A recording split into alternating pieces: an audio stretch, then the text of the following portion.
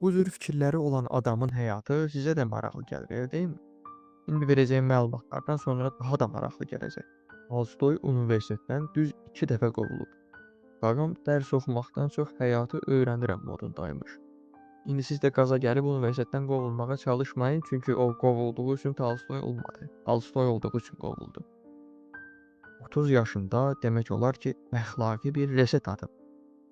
Deyib ki, bu nə həyatdır, mən belə yaşamaq istəmirəm. Başlayıb öz ideallarını yaratmağa.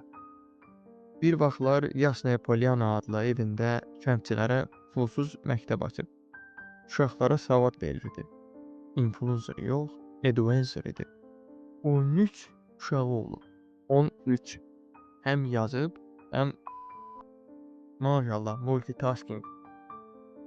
Ölümü isə çox dramatikdir. Evindən qaçır. Soyuq stansiyada xəstələnib ölür. Həyatı roman kimi başlayıb, roman kimi də bitir.